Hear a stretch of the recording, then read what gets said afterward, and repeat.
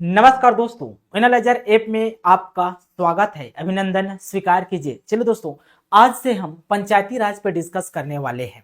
ठीक है दोस्तों, मैं पंचायती राज के एक एक कंसेप्ट को डील करूंगा कि संविधान में क्या प्रावधान है, हमारे छत्तीसगढ़ पंचायती राज अधिनियम में प्रावधान क्या है और इसके ऐतिहासिक पृष्ठभूमि क्या है। एक एक को दोस्तों विस्तार से डिस्कस करेंगे। ठीक है दोस्तों, ज्यादातर पंचायती राज के एग्जाम में दोस्तों आपके समझ से क्वेश्चन पूछा जाता है। मैं आपके समझ को विकसित कर दूंगा।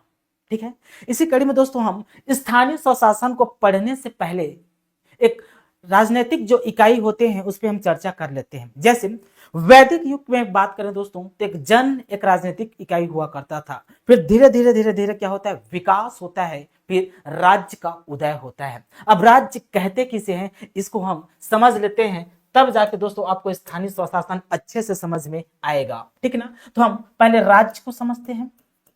राज्य क्या है? ठीक, तो दोस्तों अगर कोई पूछे आपसे कि राज्य कहते किसे हैं, तो राज्य एक राजनीतिक अवधारणा होता है। ठीक, राज्य एक राजनीतिक अवधारणा है। राजनीतिक अवधारणा अर्थात पॉलिटिकल कंसेप्ट को ही राज्य कहा जाता है, स्टेट कहा जाता है। ठीक है, इसके चार तत्व होते हैं। क्या क्या, इसको भी हम समझ लेते हैं। चार तत्व, एक होता है दोस्तों संप्रभुता। संप्रभुता प्लस, अब संप्रभुता कहते किसे हैं, तो संप्रभुता का अर्थ होता है सर्वोच्च सत्ता, अर्थात किसी के नियंत्रण में ना होना। ठीक, मान लो दोस्तों कोई भूभाग किसी के नियंत्रण में है तो वह राज्य नहीं कहलाएगा। राज्य होने के लिए महत्वपूर्ण तत्व है संप्रभुता का होना। ठीक, दूसरा है दोस्तों भूभाग। भूभाग, ठीक, हवा में हम राज्य की परिकल्पना नहीं कर सकते। राज्य होने के लिए भूभाग का होना आवश्यक है। ठीक है दोस्तों, तीसरा महत्वपूर्ण तत्व होता है आपका क्या, जनसंख्या। जनसंख्या, राज्य होने के लिए जनसंख्या का होना आवश्यक है। चंद्रमा को हम राज्य नहीं कह सकते क्योंकि चंद्रमा में लोग नहीं रहते। ठीक है, ग्रीनलैंड एक छोटा सा द्वीप है दोस्तों, वहां लोग रहते हैं, इसलिए ग्रीनलैंड को राज्य कहा जा सकता है। ठीक है ना, और चौथा जो तत्व होता है आपका शासन व्यवस्था, यही इंपॉर्टेंट है। शासन व्यवस्था होता है। ये चारों तत्व मिलके राज्य का क्या करते हैं, निर्माण करते हैं। ठीक, अगर चारों तत्व नहीं है किसी भी भूभाग के पास तो वह राज्य नहीं कहलाएगा, राजनीतिक इकाई नहीं है वो। पॉलिटिकल पॉइंट ऑफ व्यू से हम बात करें तो भारत भी एक राज्य है। ठीक, अब इस राज्य के दोस्तों कुछ उद्देश्य होते हैं, कुछ लक्ष्य होते हैं। ठीक, अब इस राज्य को क्या क्या होना चाहिए, इस राज्य को दोस्तों, इस राज्य का उद्देश्य क्या है, तो जनता का कल्याण करना। जनता का कल्याण करना। ठीक, राज्य को दोस्तों समाजवादी बनाना है। समाजवादी बनाना है। ठीक ना, राज्य में दोस्तों पंथ निरपेक्ष स्थापित करना है। पंथ निरपेक्ष स्थापित करना है। ठीक, लोकतंत्र को स्थापित करना है। ठीक, और जनता का, अपने नागरिकों को क्या करना है, कल्याण करना है, तथा नागरिकों को क्या देना है दोस्तों, अधिकार देना है। नागरिकों को अधिकार देना है, ये क्या है, राज्य का उद्देश्य है। राज्य अपने आप में दोस्तों अमूर्त होता है। अब राज्य को मूर्त रूप देने के लिए शासन का संचालित करना आवश्यक है। इस राज्य को मूर्त रूप देने के लिए शासन संचालित करना होता है। शासन संचालित, ठीक, और शासन संचालित करने के लिए जो तंत्र काम करता है ना, सिस्टम काम करता है, उसी को तो सरकार कहते हैं। अर्थात इसका जो तंत्र होता है, तंत्र, राज्य का तंत्र, इसी तंत्र को दोस्तों सरकार कहा जाता है। ठीक, क्लियर, सरकार किसे कहते हैं, तो राज्य का तंत्र होता है।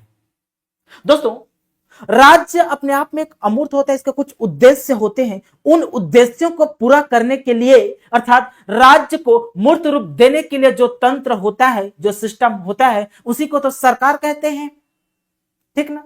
अब जो सरकार है दोस्तों हमारे भारत में, वो जनता की सरकार है, अर्थात लोकतंत्र की सरकार है। लोकतंत्र ऐसा तंत्र जिसमें जनता का क्या होना चाहिए, नियंत्रण होना चाहिए, अर्थात जनता ही कानून का निर्माण करता है और जनता ही उसी कानून से क्या होता है, अनुशासित होता है।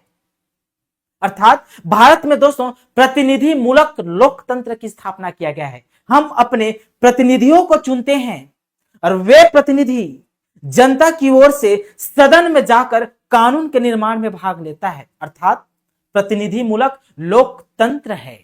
ठीक, तो कैसी सरकार है हमारे यहां, तो प्रतिनिधि मूलक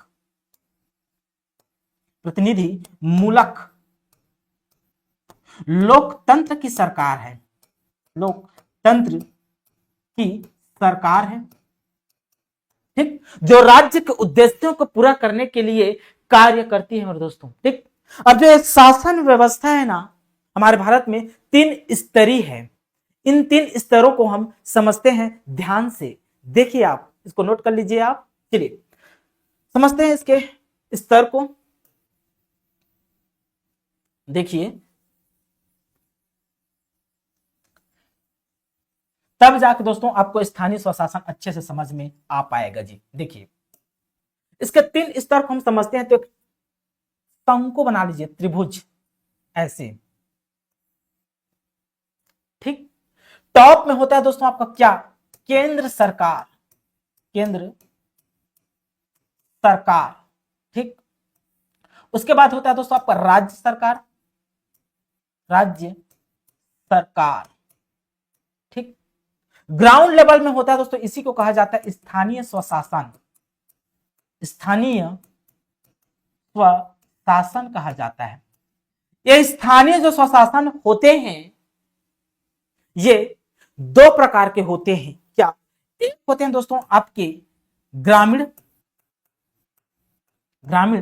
और दूसरा होता है आपका क्या, नगरीय, मतलब शहरी, नगरीय प्रशासन। ठीक ना। यदि सत्ता के जो अधिकार हैं, कर्तव्य केवल केंद्र के पास हो, सत्ता के सारे पावर, सारे शक्ति या अधिकार केवल केंद्र के पास हो, तो सत्ता का केंद्रीकरण हो गया। मान लो केंद्र से दोस्तों कुछ अधिकार या शक्ति राज्य को हो, स्थानीय स्वशासन को हो, इसी को कहा जाता है सत्ता का विकेंद्रीकरण। ठीक है, तो अब हम समझते हैं दोस्तों ये स्थानीय स्वशासन कहते किसे हैं। ठीक, तो स्थानीय स्वशासन को हम समझते हैं। ठीक है, इसका अर्थ क्या होता है इसको लिख लीजिए आप। इसके अर्थ को पहले हम समझते हैं। देखिए स्थानीय स्वशासन का अर्थ अगर कोई पूछे तो क्या कहेंगे आप, ठीक ना। तो शासन की एक ऐसी व्यवस्था, शासन की एक ऐसी व्यवस्था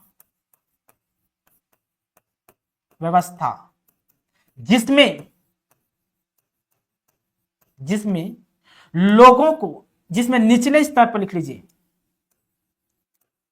निचले स्तर पर लोगों की सहभागिता सुनिश्चित हो। निचले स्तर पर लोगों की सहभागिता, लोगों की सहभागिता क्या हो, सुनिश्चित हो, सुनिश्चित हो। इसी को तो कहा जाता है दोस्तों स्थानीय स्वशासन। मतलब ग्राउंड लेवल पर जो स्थानीय लोग हैं उसको दोस्तों डिसीजन, निर्णय लेने का अधिकार देना, अपने इच्छा से दोस्तों शासन संचालित करने का अधिकार देना, इसी को कहा जाता है स्थानीय स्वशासन।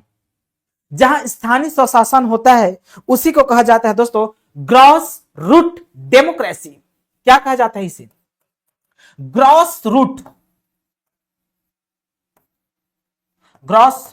डेमोक्रेसी कहा जाता है इसे, ग्रॉस रूट डेमोक्रेसी। इसको हिंदी में कहते हैं दोस्तों तृण मूल लोकतंत्र,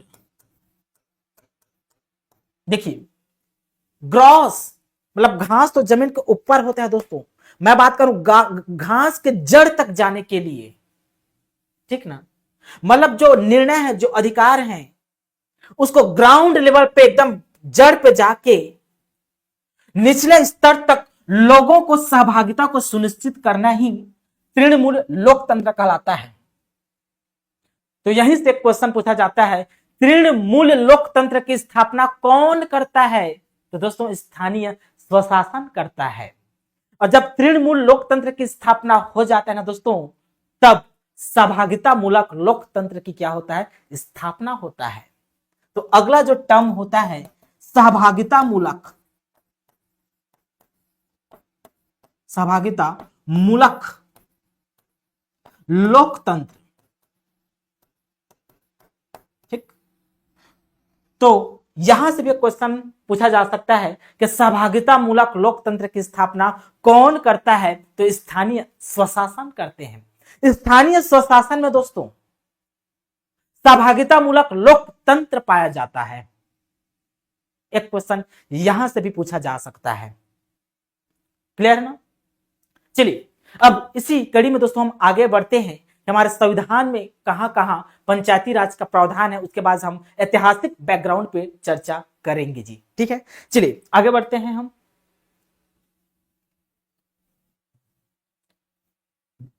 देखिए दोस्तों डिस्कस करेंगे अब हमारे जो अगला पॉइंट है उस पे। देखिए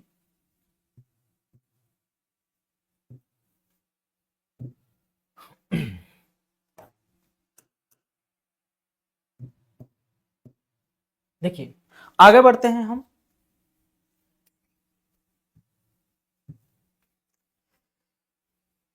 देखिए दोस्तों ये जो शासन है भारत में कैसे पाया जाता है, इसको हम समझ लेते हैं, ठीक है, विस्तार से। देखिए शासन के जो 3 स्तर होते हैं, एक होते हैं केंद्र सरकार, दूसरा होते हैं राज्य सरकार, फिर जिलों में भी प्रशासन होते हैं। इसको हम समझ लेते हैं विस्तार से दोस्तों, ठीक है ना। देखिए जो केंद्रीय जो व्यवस्था है, केंद्रीय व्यवस्था दोस्तों संविधान के भाग 5 में है, भाग 5 में है। हमारे संविधान में कुल 22 भाग हैं, उसमें से भाग 5 में भारत सरकार का या संघ सरकार का जिक्र है, सरकार की व्यवस्था है। मतलब संघ सरकार को क्या क्या अधिकार होंगे, क्या क्या कर्तव्य होंगे, ये सब का प्रावधान दोस्तों संविधान के भाग 5 में है, ठीक। उसी प्रकार दोस्तों प्रांतीय सरकार की जब हम बात करें तो इसका जो प्रावधान है भाग 6 में है। भाग 6 में क्या है? यहां तो राज्य सरकार है, राज्य सरकार, राज्य सरकार के क्या क्या अधिकार होंगे, क्या क्या कर्तव्य होंगे, ये सब का प्रावधान हमारे संविधान के भाग 6 में दिया हुआ है, ठीक है ना। उसी प्रकार दोस्तों हम जिला में प्रशासन की बात करते हैं तो जिला में ही तो पाया जाता है क्या? स्थानीय स्वशासन या स्थानीय शासन, स्थानीय शासन पाया जाता है जी जिला में। अब स्थानीय शासन 2 प्रकार के होते हैं, एक होते हैं ग्रामीण, दूसरा होता है क्या आपका नगरीय या शहरीय, ठीक। ग्रामीण का जो स्थानीय स्वशासन होता है दोस्तों ये भारतीय संविधान के भाग 9 में है, ठीक है ना, भाग 9 में है। इसका जो शीर्षक है इसको कहा जाता है पंचायत, और यही आज का हमारा क्या है दोस्तों टॉपिक है, पंचायत हम पढ़ने वाले हैं। नगरीय का जो स्थानीय स्वशासन है इसका प्रावधान संविधान के भाग 9 ए में है। और जो भाग 9 ए में जो प्रावधान है दोस्तों इसी को कहा जाता है नगर पालिकाएं, नगर पालिकाएं, ठीक। लेकिन दोस्तों हमारा जो सिलेबस है वो पंचायत है, तो हमारा जो फोकस रहेगा यहां पर फोकस रहेगा। संविधान में यह स्ट्रक्चर है, केंद्रीय सरकार, राज्य सरकार, जिला प्रशासन में बात करें तो स्थानीय स्वशासन आती है दोस्तों, ग्रामीण, नगरीय, हम ग्रामीण क्षेत्र को विस्तार से अध्ययन करने वाले हैं, जिसमें पंचायती राज व्यवस्था की स्थापना की गई है। ठीक है दोस्तों, ठीक। चलिए तो आगे बढ़ते हैं, हम आते हैं इसका अगला कंसेप्ट क्या है उसको समझ लेते हैं। देखिए अब हम जिले में प्रशासन है दोस्तों, इसको हम विस्तार से पढ़ने वाले हैं जी। ठीक है, देखिए जिले में प्रशासन को डिस्कस किए तो एक होता है ग्रामीण निकाय, दूसरा होता है आपका नगरीय निकाय। ग्रामीण निकाय और नगरीय निकाय में अंतर कैसे होता है, कैसे निर्धारित की जाती है कि यहां ग्रामीण निकाय की स्थापना किया जाएगा, यहां नगरीय निकाय की स्थापना किया जाएगा। इसका आधार है दोस्तों कृषि है। इसका आधार क्या है, कृषि है। कैसे, मान लो दोस्तों जिस क्षेत्र में, जिला के जिस क्षेत्र में, देखिए आप ध्यान से इसको,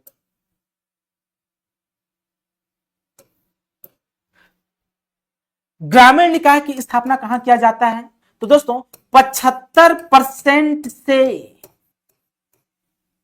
ज्यादा जनसंख्या कृषि पर निर्भर हो, कृषि पर क्या हो, निर्भर हो, वहां ग्रामीण निकाय की स्थापना की जाती है। 75% से ज्यादा जनसंख्या कृषि पे प्रत्यक्ष रूप से क्या होना चाहिए, निर्भर होना चाहिए, वहां ग्रामीण निकाय। इसका जो प्रावधान है दोस्तों हम डिस्कस कर चुके हैं, संविधान के भाग 9 में है। ठीक ना, और जहां का जो पॉपुलेशन है 75% जनसंख्या गैर कृषि कार्य पर निर्भर हो, गैर कृषि कार्य पर क्या होना चाहिए, निर्भर हो, वहां दोस्तों आपका नगरीय निकाय की स्थापना किया जाता है, जिसका प्रावधान संविधान के भाग 9A में है। क्लियर यहां तक, बहुत ही विस्तार से दोस्तों हम डिस्कस करते जा रहे हैं, इसका इंपॉर्टेंस क्या है, समझ में आ गया होगा कि ग्रामीण निकाय क्या होता है और नगरीय निकाय क्या होता है। ठीक है, हम आगे बढ़ते हैं, समझते हैं कि कैसे प्रशासन किया जाता है और संविधान में क्या प्रावधान है इसको। चलिए आगे बढ़ते हैं हम। देखिए ग्रामीण क्षेत्र में प्रशासन को हम समझते हैं बहुत ही ध्यान से। देखिए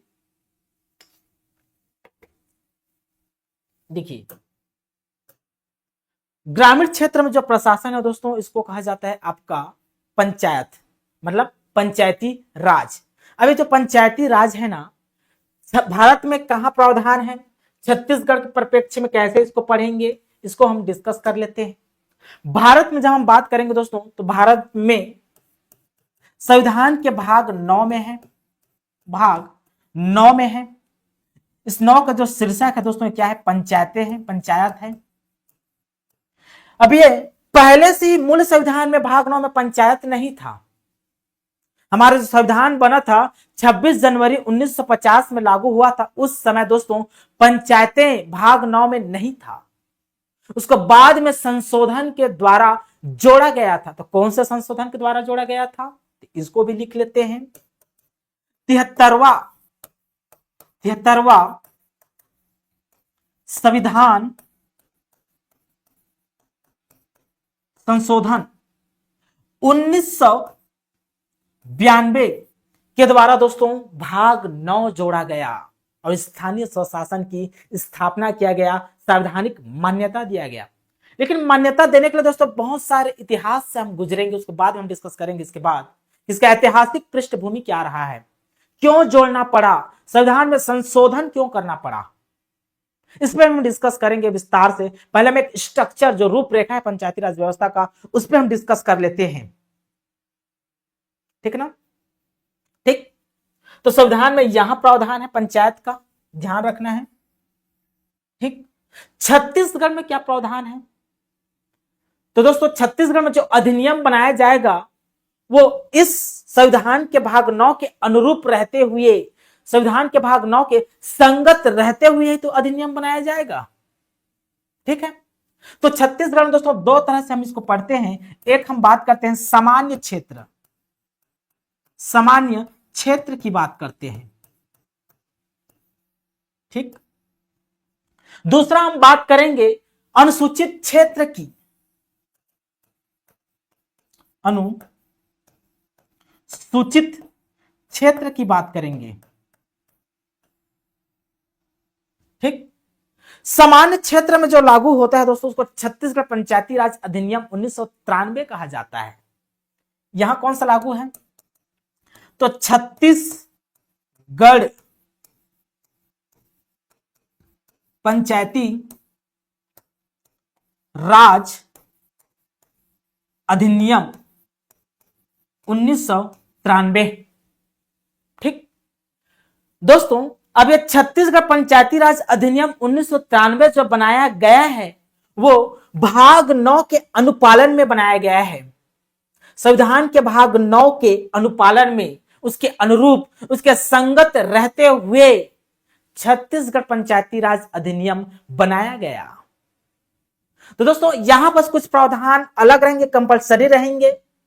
जो भाग 9 में है, भाग 9 में दोस्तों कुल अनुच्छेद जो है 16 अनुच्छेद है, कुल 16 अनुच्छेद याद रखना है। 16 अनुच्छेद कहां से प्रारंभ होता है? तो 243 से लेकर 243 ओ तक जो भी प्रावधान है, प्रोविजन है दोस्तों, उसमें से कुछ प्रावधान राज्यों के लिए बाध्यकारी है, कंपलसरी है लागू करना, और कुछ प्रावधान दोस्तों राज्यों के लिए ऐच्छिक है, अपने मन से प्रावधान कर सकता है राज्य। इसलिए राज्य ने बनाया है छत्तीसगढ़ पंचायती राज अधिनियम 1993। अब ये जो छत्तीसगढ़ पंचायती राज अधिनियम 1993 है ना, ये अनुसूचित क्षेत्र में कुछ बदलाव, कुछ संशोधन के साथ लागू होता है, ठीक। और इस अनुसूचित क्षेत्र में एक और अधिनियम लागू होता है जिसे कहा जाता है दोस्तों पेशा अधिनियम, पेशा एक्ट 1996, ठीक है। पेशा अधिनियम 1996 यहां क्या होता है जी? लागू होता है, ठीक। जो अनुसूचित क्षेत्र के दोस्तों ग्राम सभा को मजबूत करने का कार्य करता है। क्लियर है यहां तक? तो संविधान में क्या प्रावधान है इसको भी हम समझ लिए, इसको विस्तार से हम डिस्कस करेंगे, और छत्तीसगढ़ में हमारा जो स्ट्रक्चर है कैसे चलेगा उसको भी हम विस्तार से यहां समझ चुके हैं। पहले हम दोस्तों आगे जब हम पढ़ेंगे तो पहले हम भाग 9 को विस्तार से पढ़ेंगे, उसके बाद हम दोस्तों हम छत्तीसगढ़ पंचायती राज अधिनियम 1993 को पढ़ेंगे, फिर उसके बाद पेशा को सबको लिंक करते हुए पढ़ेंगे कि संविधान में प्रावधान क्या है और हमारे अधिनियम में प्रावधान क्या है, तब जाके दोस्तों आपका क्वेश्चन सॉल्व हो पाएगा, ठीक ना। चलिए आगे बढ़ते हैं, हम समझते हैं कि अब पंचायती राज कहते किसे हैं, ठीक है ना। चलिए देखिए अब पंचायती राज, देखिए अब पंचायती राज कहते किसे दोस्तों, इसको हम समझ लेते हैं। देखिए पंचायती राज का परिचय है आपका स्थानीय क्षेत्र में, जैसे स्थानीय क्षेत्र हो गया आपका, जैसे आपका गांव है हो गया दोस्तों, लोकल क्षेत्र हो गया, कोई शहर है ना, लेकिन हम यहाँ पर ग्रामीण क्षेत्र की बात करेंगे, कोई भी स्थान लोकल। तो स्थानीय क्षेत्र में स्थानीय व्यक्तियों पर, ठीक, किया जाने वाला व्यवस्था ही पंचायती राज है। मतलब ग्रामीण स्तर पर दोस्तों लोगों को निर्णय लेने का अधिकार देना, स्वयं से शासन संचालित करने का अधिकार देना, ये तो क्या है? पंचायती राज है। तभी तो दोस्तों ग्रामीणों का सामाजिक एवं आर्थिक विकास हो पाएगा, अदरवाइज नहीं हो पाएगा। इसलिए सहभागिता मूलक लोकतंत्र की बात की जाती है, सत्ता के विकेंद्रीकरण की बात की जाती है, जिसे कहा जाता है लोकतंत्र विकेंद्रीकरण, ठीक है ना। ये जो पंचायती राज है ना दोस्तों, पंचायती राज है, यह एक संवैधानिक संस्था है। क्या है? संवैधानिक संस्था।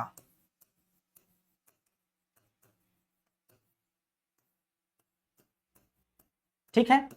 अब ये संवैधानिक संस्था क्या होते हैं जी? तो वे संस्था या वे आयोग जिसका उल्लेख संविधान में हो वह संवैधानिक संस्था कहलाते हैं या आयोग या संगठन कहलाते हैं। तो इसका उल्लेख संविधान में है, तभी तो दोस्तों पंचायती राज को हम संवैधानिक संस्था बोल रहे हैं। ठीक है। तो कब किसके द्वारा इसको संवैधानिक संस्था बनाया गया है? तो दोस्तों इसको बनाया गया है, संवैधानिक संस्था का दर्जा किसके द्वारा मिला? दर्जा किसके द्वारा मिला है संवैधानिक संस्था का दर्जा? तो याद रखना है 73वां संविधान संशोधन, 73वां संविधान संशोधन 1992 के द्वारा इसको संवैधानिक संस्था का दर्जा दिया गया। किसे? पंचायती राज को। ठीक ना। इसका जो प्रावधान है संविधान के भाग 9 में है। भाग किसमें है जी? तो भाग 9 में है। ठीक दोस्तों। और दोस्तों इसके लिए संविधान में एक अलग से अनुसूची जोड़ा गया था। कौन सी अनुसूची जोड़ी गई थी दोस्तों? तो याद रखना है अनुसूची संविधान में ना 11 अनुसूची 11वीं अनुसूची जोड़ी गई, जिसमें दोस्तों 29 विषय हैं। इसमें कितने विषय हैं? कुल 29 विषय हैं। इन 29 विषयों पर या 29 मदों पर पंचायती राज को, पंचायत को अधिकार एवं शक्तियां प्राप्त हैं। ठीक है ना। ठीक। और यह विषय दोस्तों, जो पंचायती राज का जो विषय है यह राज्य सूची का विषय है। तो दोस्तों जब आप संविधान पढ़ेंगे, संविधान, तो संविधान में हमारे 3 सूची हैं। एक होता है संघ सूची, दूसरा होता है राज्य सूची, तीसरा होता है समवर्ती सूची। तो जो राज्य सूची है ना, राज्य सूची, राज्य सूची में दोस्तों एंट्री नंबर 5, जिसको प्रविष्ट क्रमांक 5 कहा जाता है, प्रविष्ट क्रमांक 5 में पंचायती राज को रखा गया है। दोस्तों पंचायत का विषय है,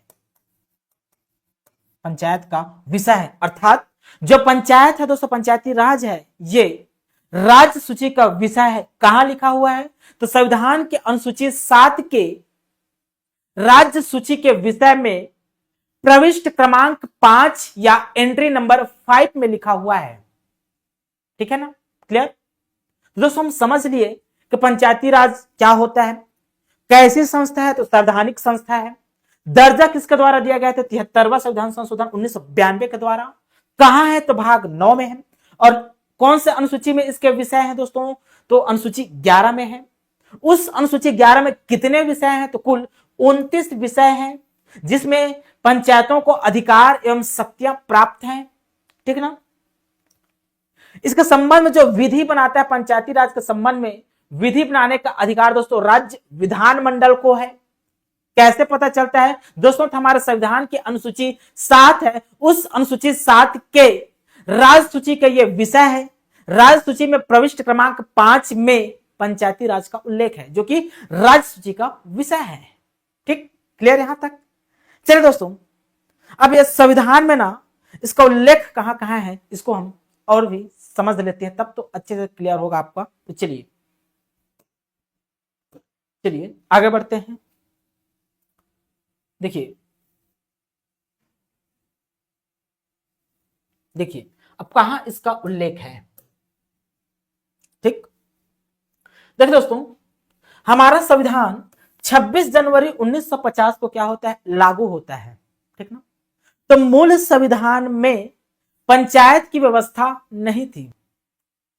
केवल दोस्तों अनुच्छेद 4 संविधान के भाग 4 में जब आप अनुच्छेद 40 पढ़ेंगे, अनुच्छेद 40, इसमें दोस्तों पंचायतों के संगठन के बारे में बताया गया है।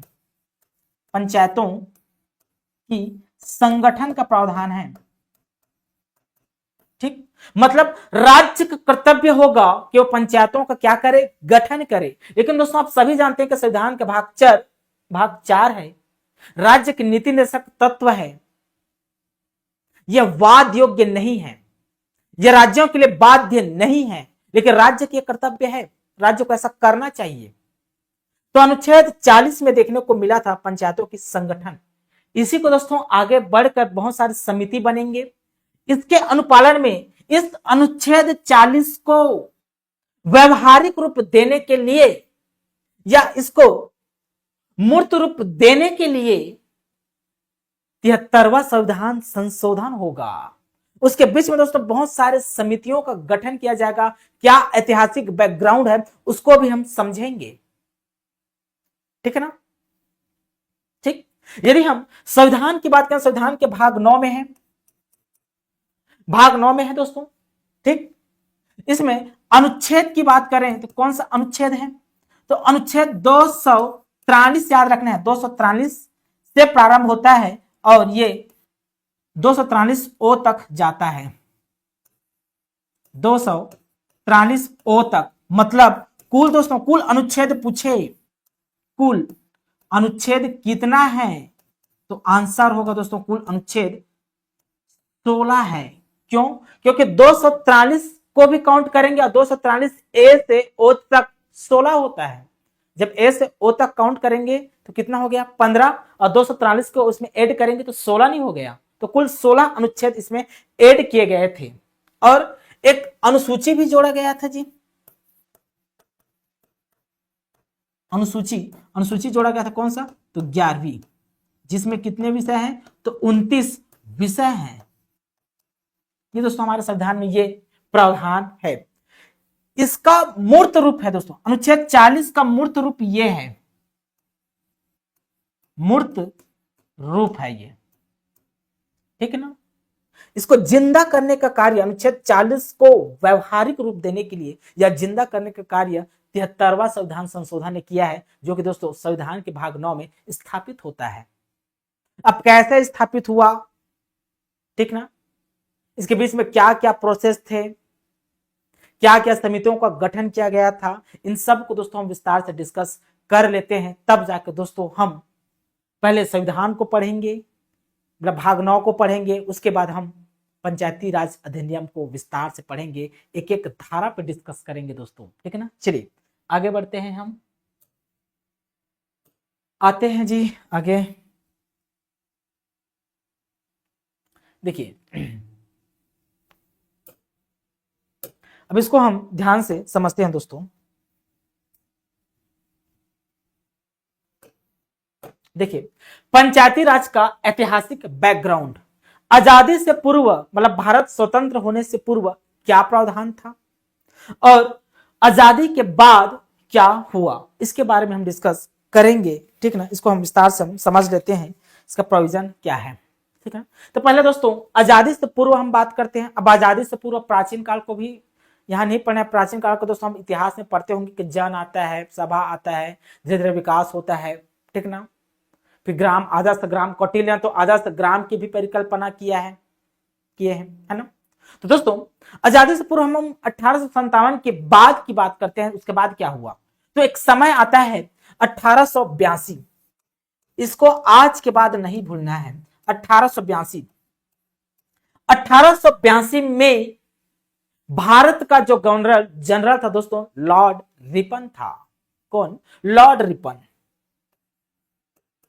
लॉर्ड रिपन था। इस लॉर्ड रिपन ने क्या किया, स्थानीय स्वशासन को मजबूत बनाने का कार्य किया, ठीक ना। स्थानीय स्वशासन को शक्तिशाली बनाया, यहां लिख लीजिए,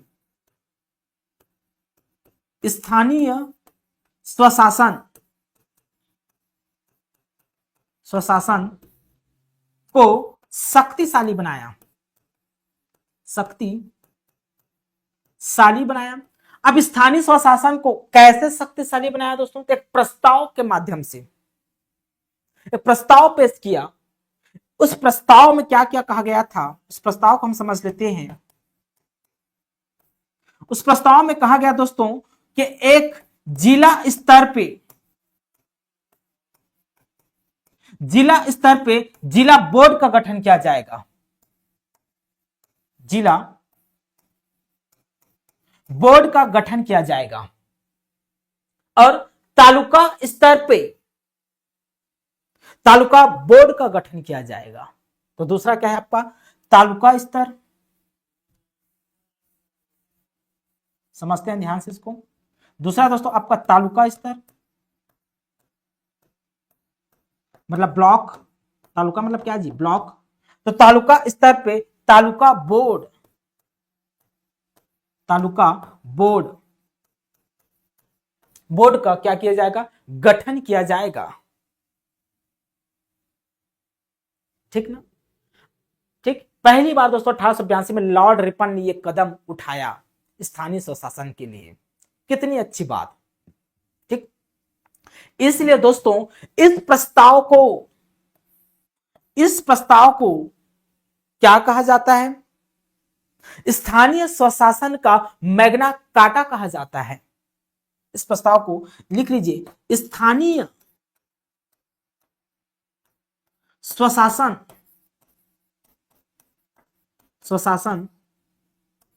का मैग्ना कार्टा कहा जाता है।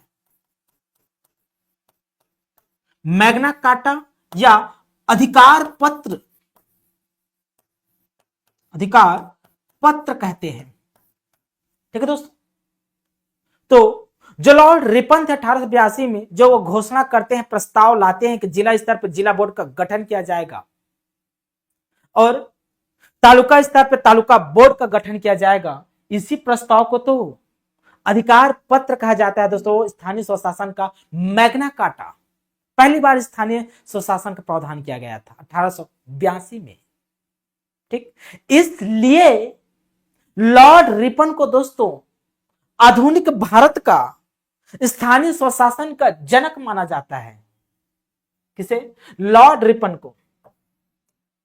आधुनिक भारत का लिख लीजिए, आधुनिक भारत का स्थानीय स्वशासन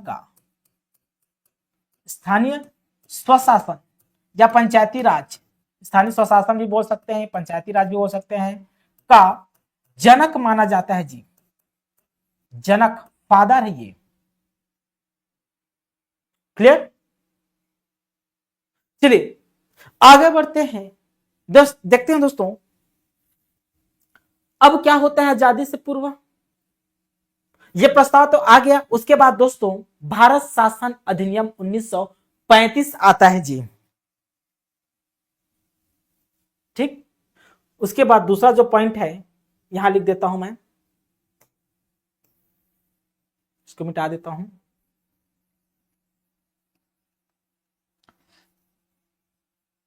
क्या आता है दूसरे पॉइंट पे देखता हूं, भारत शासन अधिनियम 1935 लागू होता है। इस अधिनियम में प्यारे बच्चों क्या हुआ था, तो प्रांतों को कार्य करने के लिए दोस्तों स्वायत्त प्रदान की गई थी। क्या, प्रांतों को कार्य करने के लिए, प्रांतों मतलब राज्यों को कार्य करने के लिए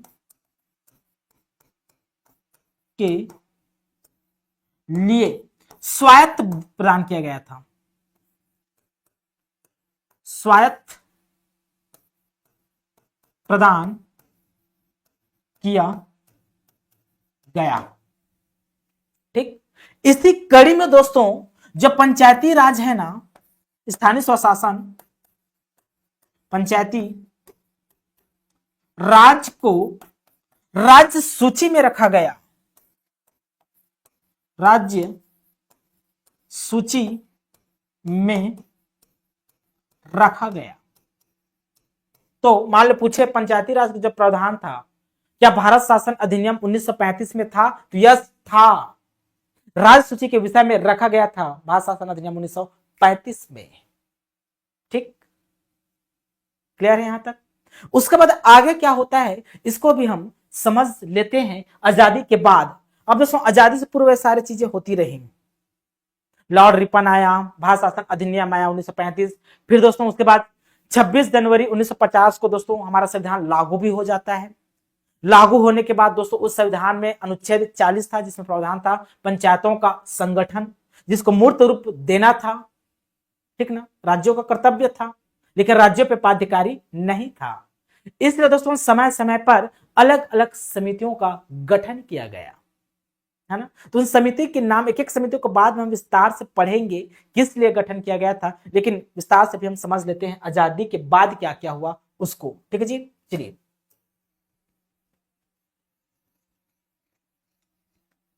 ठीक, तो आजादी के बाद दोस्तों क्या होता है, पंचायती राज को संवैधानिक दर्जा देने के लिए अलग अलग समितियों का गठन किया गया। ठीक, तो लिख लीजिए, संवैधानिक दर्जा के लिए, दर्जा के लिए समिति का गठन किया गया समय समय पर। समिति, क्या क्या समिति, तो पहला दोस्तों, पहला समिति आपका बनता है बलवंत राय मेहता समिति। बलवंत राय मेहता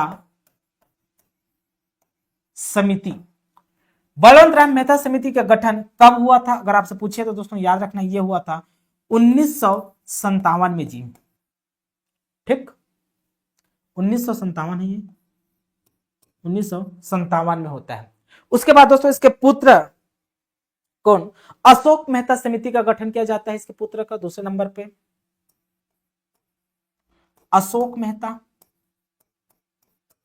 अशोक मेहता समिति। कब, तो 1977 में। याद रखना, अशोक मेहता समिति का गठन मोरारजी देसाई सरकार ने किया था, जनता दल सरकार ने किया था। कब, 1977 में किया था दोस्तों। ठीक, उसके बाद दोस्तों तीसरे नंबर पर जीवीके राव, जी वी के राव समिति का गठन हुआ था। कब, तो 1985 में जी।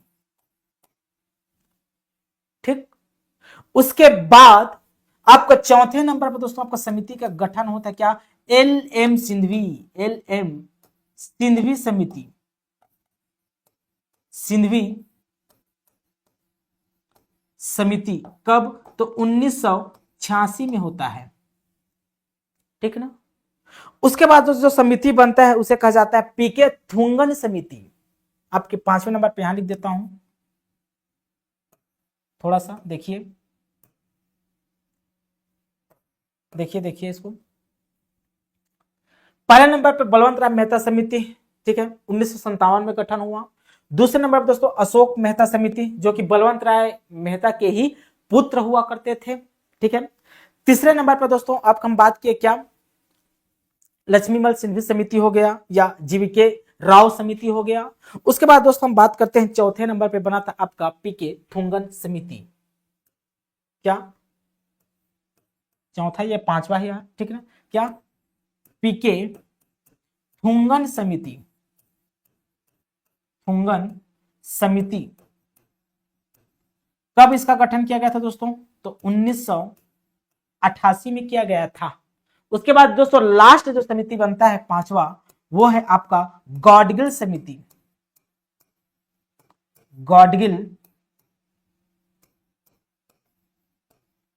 समिति 1988 में। धीरे धीरे समिति बने गए दोस्तों, अलग अलग समय पे बनाए गए। सभी समितियों को हम विस्तार से पढ़ेंगे, किस भी समिति का क्या प्रस्ताव रहा है। इन समिति अपना अलग अलग प्रस्ताव पेश करेंगे, ठीक है। उन प्रस्तावों के आधार पर ही दोस्तों पंचायती राज व्यवस्था का प्रारंभ किया गया था, पंचायती राज का स्थापना किया गया था, ठीक ना।